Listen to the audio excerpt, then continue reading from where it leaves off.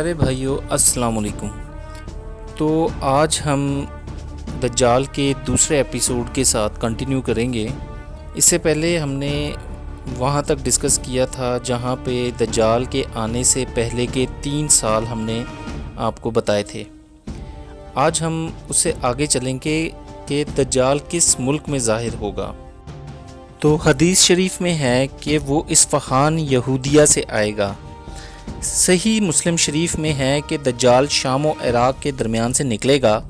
اب یہ عین ممکن ہے کہ وہ نکلے تو شام و عراق کے بیچ میں سے، مگر پبلک میں اعلان تب ہو جب وہ اصفہان، یہ ایران کا شہر ہے اصفہان پہنچے تب اعلان ہو، کیونکہ وہاں کے یہودی اس کا انتظار بڑی بے تابی سے کر رہے ہیں۔ اب ہم جانیں گے کہ دجال کے پاس کتنی طاقت ہوگی۔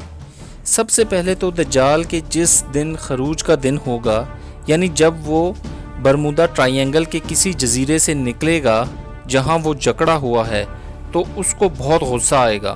وہ غصے میں اپنی زنجیریں جن سے وہ جکڑا ہوا ہے ان کو توڑ دے گا۔ تو بھائیوں، میرے ذہن میں ایک سوال ابھرا کہ کیا وہ اب ان زنجیروں کو توڑ نہیں سکتا؟ ڈیفینیٹلی آپ کے ذہن میں بھی یہ سوال ابھرا ہوگا۔ تو بھائیوں نہیں، کیونکہ جب اللہ پاک چاہے گا اس کا حکم ہوگا، اور جب وہ ہماری آزمائش دجال سے کرنا چاہے گا تب ہی دجال ان زنجیروں کو توڑ پائے گا۔ وہاں سے نکل کر وہ اس طرف کا رخ کرے گا جہاں اس کے چاہنے والے اس کا انتظار کر رہے ہیں، یعنی شام و عراق سے ہوتے ہوئے وہ اصفہان میں پہنچے گا۔ وہاں ہزاروں کی تعداد میں یہودی اس کی جماعت میں داخل ہو جائیں گے، کیونکہ یہودی آج بھی اپنی عبادت میں اس کی رہائی کی دعا کرتے ہیں۔ ان کا عقیدہ ہے کہ حضرت داؤد علیہ السلام کی نسل میں سے اللہ تعالیٰ نے ایک بادشاہ کا وعدہ کیا تھا جو آ کر ان کی حکومت کو قائم کرے گا۔ یہ اپنی کتابوں میں اس مسیح داؤد بھی کہتے ہیں۔ مستند امام احمد میں ہے کہ مومن مرد اپنی عورتوں کو رسیوں سے باندھ دیں گے کہ کہیں یہ اس کی جماعت میں داخل نہ ہو جائیں، یعنی عورتیں جو ویسے بھی باتوں میں جلدی آ جاتی ہیں، وہ اس وقت بھی اتنی ایکسائٹڈ ہوں گی اس کی جماعت میں جانے کے لیے کہ مومن مرد ان کو رسیوں سے باندھ دیں گے۔ تو یہ اصفہان سے خراسان جائے گا، پھر خوزستان جائے گا، پھر کرمان جائے گا۔ یہ ذکر مستند امام احمد میں ہے۔ اور بھائیوں، یہ تمام مقامات ایران میں ہیں، یعنی قرب قیامت دجال کا ایران کی کافی سرحدوں پر قبضہ ہو جائے گا، کیونکہ یہ ان علاقوں میں بہت زیادہ پھرے گا۔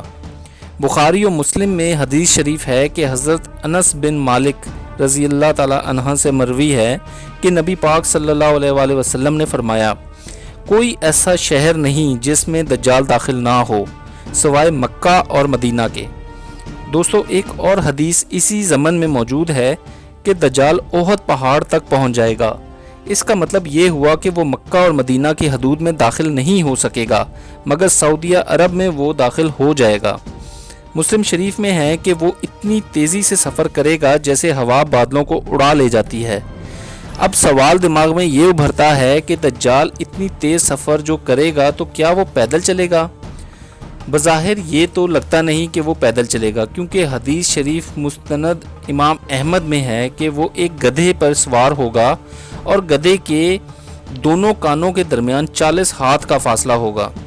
لوگوں نے جب اس حدیث کو پڑھا تو مذاق اڑانا شروع کر دیا۔ سب سے آسان کام مذاق اڑانا ہے، کیونکہ حدیث شریف کو سمجھنے کے لیے تحقیق کرنی پڑتی ہے۔ تحقیق کرنے کے لیے ٹائم لگتا ہے، محنت کرنی پڑتی ہے، تو اتنی محنت کون کرے؟ اب بھائیو، علماء کی روشنی میں اس حدیث کو سمجھتے ہیں۔ دوستو، آج ہم جتنی جدید ٹیکنالوجی دیکھ رہے ہیں اس وقت اس کا کوئی وجود نہیں تھا۔ مثلا اگر نبی پاک صلی اللہ علیہ وسلم کے دور میں آپ صلی اللہ علیہ وسلم کہتے کہ سی ٹی اسکین یا ریفریجریٹر یا نیوکلیئر ویپنز، تو کوئی نہ سمجھ پاتا، کیونکہ بہت ساری چیزوں کے نام بعد میں رکھے گئے۔ اگر یہ نام وہ اپنے دور میں بتا دیتے تو کسی کو کیا سمجھ آنی تھی، کیونکہ اس دور میں تو یہ چیزیں تھی ہی نہیں۔ دوستو، نبی پاک صلی اللہ علیہ وسلم اپنی حدیثوں میں اور اللہ پاک اپنے قرآن میں ایسے الفاظ استعمال کرتا ہے کہ آنے والے وقت میں بھی لوگ اس کا مطلب سمجھ جائیں۔ اب نبی پاک صلی اللہ علیہ وسلم نے کیا کہا تھا کہ وہ گدھے پہ سوار ہوگا اور اس کے دونوں کانوں کے درمیان 40 ہاتھ کا فاصلہ ہوگا۔ اب نبی پاک صلی اللہ علیہ وسلم بتا رہے ہیں اس کی سواری گدھا رفتار بتا رہے ہیں، ہوا اور سائز بتا رہے ہیں کہ اس کی سواری کے دونوں کانوں کے درمیان کا فاصلہ 40 ہاتھ ہے۔ اب بتائیے ان تینوں کا آپس میں کیا تعلق ہے؟ گدھا تو گھوڑے کے برابر نہیں چلتا، ہوا کے برابر کیا چلے گا، اور گدھا اپنے مالک سے مار اسی لیے کھاتا ہے کہ یہ چلتا نہیں ہے۔ دوستو، دجال کی سواری کو گدھا کہنے کا مقصد یہ ہے کہ حضور پاک صلی اللہ علیہ وسلم نے کہا کہ اس کے دونوں کانوں کے درمیان 40 ہاتھ کا فاصلہ ہوگا، تو جب ہوا کا ذکر آئے گا تو ہوا میں جو گدھا چلتا ہے آج کے دور میں اس کا نام جہاز ہے، ایروپلین۔ اب ہوا میں چلنے والے جہاز کو حضور پاک صلی اللہ علیہ وسلم نے گدھا کیوں کہا؟ آپ کی عقل دنگ رہ جائے گی میرے نبی صلی اللہ علیہ وسلم کی دانائی اور حکمت پہ کہ آپ صلی اللہ علیہ وسلم جیسا ذہین آج تک نہ کوئی آیا نہ آئے گا۔ تو بھائیو، دو باتوں کی وجہ سے آپ صلی اللہ علیہ وسلم نے جہاز کو گدھا کہا، وہ ہمیں سمجھانے کے لیے کہا۔ ایک تو یہ کہ سامان اٹھانے میں گدھا مشہور ہے اور ہوائی جہاز بھی سامان بہت اٹھاتا ہے، اور دوسرا گدھا پیچھے کی طرف نہیں چلتا، اور یہی کام ہوا کے گدھے کا ہے کہ وہ پیچھے کی طرف نہیں جاتا، آگے کی طرف ہی جاتا ہے۔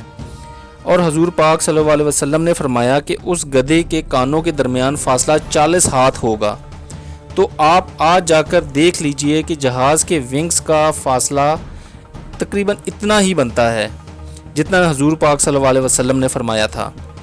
بھائیو، دجال نے 40 دن رہنا ہے اور پوری دنیا کا سفر کرنا ہے، اور وہ جہاز پر سوار ہوگا۔ مستند امام احمد میں حضرت جابر رضی اللہ تعالیٰ عنہ سے ایک حدیث ہے کہ جب دجال نکلے گا تو 40 دن دنیا پر چلتا پھرتا رہے گا۔ اس کا پہلا دن 1 سال کے برابر ہوگا، دوسرا دن 1 مہینے کا، اور تیسرا دن 1 ہفتے کے برابر ہوگا۔ اس کے بعد کے تمام دن عام دنوں کے برابر ہوں گے۔ کچھ علماء نے اس کی تشریح یہ کی کہ پریشانی سے ایک دن 1 سال کا لگے گا، مگر اکثر علماء کا یہ کہنا ہے کہ ایسی بات نہیں ہوگی، واقعی میں ایک دن 1 سال کا ہو جائے گا، کیونکہ نبی پاک صلی اللہ علیہ وسلم نے فرمایا ہے کہ تیسرے دن کے بعد باقی دن عام دنوں جیسے ہوں گے۔ یہ عام دنوں جیسے ہوں گے سے پتہ چلتا ہے کہ پہلے دن واقعی بڑے ہوں گے۔ بخاری شریف کی ایک حدیث میں ہے کہ دجال کے پاس روٹیوں کے پہاڑ ہوں گے اور پانی کا دریا ہوگا۔ اس کا مطلب یہ نہیں ہے بھائیوں کہ اس کے پیچھے پیچھے پانی چلے گا اور وہ روٹیوں کا پہاڑ اپنے ساتھ ساتھ کھینچ رہا ہوگا، کیونکہ حضور صلی اللہ علیہ وسلم کا ایک اور فرمان جو کہ مغلیہ بن شعبہ کے سوال کے جواب میں آپ صلی اللہ علیہ وسلم نے دیا کہ دجال اللہ تعالیٰ کے نزدیک اتنا ذلیل اور حقیر ہے کہ اللہ تعالیٰ اس کو اس جیسی نعمتیں بھلا کیوں کر دے گا، یعنی روٹی کا پہاڑ اور پانی کا دریا اس کو کیوں نوازے گا۔ تو بھائیوں، علماء کے نزدیک ان دونوں فرمانوں کو ملا کر سمجھ میں یہ بات آتی ہے کہ دجال کو خوراک پر مکمل کنٹرول حاصل ہوگا۔ آج بھی جو بیج اور سپرے ہم فصلوں کی زیادہ پیداوار بڑھانے کے لیے استعمال کر رہے ہیں، ہم ان شیطان کے پیروکاروں پر ڈپینڈنٹ ہوتے جا رہے ہیں۔ نہ صرف فصلیں بلکہ جانور بھی مصنوعی طریقے سے پیدا کیے جا رہے ہیں اور پروان چڑھائے جا رہے ہیں۔ مسلم شریف کی ایک حدیث ہے کہ دجال جب کسی خشک زمین سے گزرے گا تو زمین سے کہے گا کہ اپنا خزانہ اگل دے، تو زمین اپنا خزانہ اگل دے گی، اور زمین کے خزانے دجال کے پیچھے یوں ہوں گے جیسے شہد کے چھتے پہ مکھیاں۔ اب اس کی تفصیل یوں سمجھ سکتے ہیں کہ پوری دنیا میں زمین کے خزانوں میں سب سے قیمتی ہے یورینیم، پلاٹینیم، سونا، ہیرے، قدرتی معدنیات۔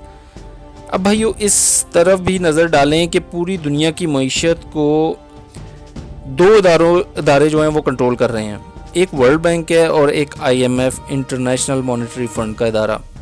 ان 2 اداروں نے پوری معیشت کو کنٹرول کیا ہوا ہے، اور ان اداروں پر اختیار کن کا ہے یہ بتانے کی آپ کو میرا خیال ضرورت نہیں، کیونکہ آپ سمجھ گئے ہوں گے۔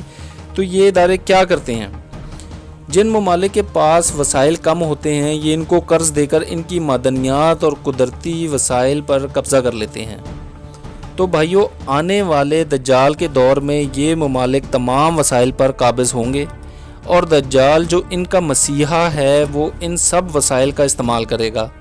حضرت ابو حمامہ باہلی رضی اللہ تعالیٰ عنہ سے روایت ہے کہ حضور صلی اللہ علیہ وسلم نے فرمایا کہ دجال کی دونوں آنکھوں کے درمیان کاف را لکھا ہوگا، جسے ہر مومن پڑھے گا۔ تم میں سے جو دجال کے وقت کو پا لے اور اس کا سامنا کرے تو اسے چاہیے کہ اس کے چہرے پر تھوکے اور سورہ کہف کا ابتدائی حصہ پڑھے۔ تو بھائیو، یہ بات اپنی نسل میں بتائیں اور اپنے بچوں کو نصیحت کریں کہ وہ اپنے بچوں کو بتائیں اور وہ اپنے بچوں کو، کیونکہ قیامت کی ایک نشانی یہ بھی ہے کہ دجال کا ذکر ختم ہو جائے گا۔ یہ میں نے آپ کو شروع میں بھی عرض کی تھی۔ حضرت ابو ہریرہ رضی اللہ تعالی عنہ سے مروی ہے کہ حضور پاک صلی اللہ علیہ وسلم نے فرمایا کہ یہ مشرق کی جانب سے نکلے گا، یعنی خراسان کی طرف سے، جو کہ ایران میں ہے، یعنی ایران سے نکلے گا اور وہ مدینہ میں داخل ہونے کے لیے چلے گا، حتیٰ کہ جبل احد کی پچھلی طرف پہنچ جائے گا، یعنی سعودی عرب تک یہ پہنچ جائے گا۔ فرشتے اس کا منہ شام کی طرف پھیر دیں گے، فرشتے اس کو تلوار پکڑے نظر آئیں گے، اور یہ شام میں یعنی سیریا میں اس طرف جا کے ہلاک ہوگا۔ یہ ہلاک کہاں ہوگا اور کیسے ہلاک ہوگا؟ حضرت مجمع بن جاریہ رضی اللہ تعالی عنہ سے مروی ہے کہ نبی پاک صلی اللہ علیہ وسلم نے فرمایا کہ حضرت عیسیٰ علیہ السلام دجال کو باب لد کے پاس قتل کریں گے۔ باب لد یروشلم میں ہے۔ حضرت ابو ہریرہ رضی اللہ تعالی عنہ سے مروی ہے کہ مسلمان دجال سے جنگ لڑنے کے لیے تیاری کر رہے ہوں گے کہ نماز کے لیے اقامت شروع ہو جائے گی۔ اس وقت حضرت عیسیٰ علیہ السلام نازل ہوں گے، اور ایک روایت میں ہے کہ حضرت عیسیٰ علیہ السلام دمشق کی مشرق جانب سفید مینارے پر نازل ہوں گے، اور نازل ہوتے وقت ان پر 2 رنگین جبے ہوں گے، اور انہوں نے اپنے ہاتھ فرشتوں کے پروں پر رکھے ہوں گے۔ ان کی صفت یہ ہوگی کہ اگر حضرت عیسیٰ علیہ السلام نے سر جھکایا تو ان کے سر سے پانی کے قطرے گریں گے، اور اگر سر اٹھایا تو ان کے سر سے خوبصورت موتی گریں گے، اور آپ علیہ السلام کی خوشبو بہت دور تک پھیلتی چلی جائے گی، اور جہاں تک آپ کی خوشبو پھیلے گی آپ کی خوشبو سے کافر مرتے چلے جائیں گے۔ حضور پاک صلی اللہ علیہ وسلم نے فرمایا کہ جب حضرت عیسیٰ علیہ السلام کے نزول کا وقت ہوگا اس وقت مسلمان نماز فجر کی تیاری کر رہے ہوں گے۔ ان کی نماز کی امامت حضرت مہدی علیہ السلام کروانے لگیں گے، مگر جب حضرت عیسیٰ علیہ السلام ظاہر ہو جائیں گے تو حضرت امام مہدی علیہ السلام پیچھے صف میں شامل ہو جائیں گے، یعنی کہ وہ حضرت عیسیٰ علیہ السلام کو جگہ دیں گے امامت کے لیے۔ تو حضرت عیسیٰ علیہ السلام امام مہدی کی پشت پر ہاتھ رکھ کر فرمائیں گے کہ آپ نماز پڑھائیں۔ جب نماز پڑھی جا چکے گی تو حضرت عیسیٰ علیہ السلام فرمائیں گے کہ دروازہ کھولو۔ جس مسجد میں وہ نماز پڑھ رہے ہوں گے کہیں گے کہ اس کا دروازہ کھولو۔ جب دروازہ کھولا جائے گا تو سامنے دجال 70,000 کی فوج کے ساتھ موجود ہوگا۔ اس کی ساری فوج لیس ہوگی، اور جو ہی دجال کی نظر حضرت عیسیٰ علیہ السلام پر پڑے گی تو وہ یوں پگھل جائے گا جیسے نمک پانی میں پگھل جاتا ہے۔ یہاں بھائیو آپ پگھلنے کو محاورہ نہ سمجھیں، دجال واقعی پگھلنا شروع ہو جائے گا، یہ روایات میں آتا ہے۔ پھر وہ وہاں سے بھاگے گا اور حضرت عیسیٰ علیہ السلام اس کے پیچھے بھاگیں گے، اس کو باب لد پر پکڑ لیں گے اور اس کو قتل کر دیں گے، اور اللہ تعالیٰ اس کو دجال کو وہاں پر شکست دے دے گا۔ اس کے جتنے بھی پیروکار ہوں گے پھر حضرت عیسیٰ علیہ السلام ان سب کو چن چن کر ڈھونڈ کر سب کو قتل کر دیں گے۔ پھر حضرت عیسیٰ علیہ السلام ایک ایسی قوم کے پاس آئیں گے جنہیں اللہ تعالیٰ نے دجال سے انہیں اپنی امان میں رکھا ہوگا، اس قوم کو اس کے پاس آ جائیں گے حضرت عیسیٰ علیہ السلام۔ حضرت عیسیٰ علیہ السلام ان کے چہروں سے گرد و غبار کو صاف کریں گے، پھر اللہ تعالیٰ ان پر وحی نازل فرمائے گا۔ حضرت عیسیٰ علیہ السلام پر اللہ تعالیٰ وحی نازل فرمائے گا کہ اے عیسیٰ، اب ایک ایسی قوم نکلنے والی ہے جن پر تم بھی قابو نہیں پا سکو گے، تو لہٰذا تم میرے بندوں کو جبل طور پر لے چلو تاکہ وہ اس قوم کے شر سے محفوظ رہیں۔ تو وہ قوم کون سی ہوگی؟ وہ قوم یاجوج ماجوج ہوگی۔ یہ انشاءاللہ تعالیٰ یاجوج ماجوج پہ بھی ایک ویڈیو تفصیلی بنائیں گے۔ تو یہ تھا بھائیو تمام خلاصہ دجال کا۔ تو نبی پاک صلی اللہ علیہ وسلم کا فرمان ہے کہ ایک جملہ بھی جو تمہیں میرے حوالے سے ملے اس کو آگے پہنچا دو۔ تو آپ بھی میری ویڈیو کو آگے شیئر کریں اور دعاؤں میں یاد رکھیں۔ اللہ تعالیٰ آپ سب کا حامی و ناصر ہو۔ فی امان اللہ۔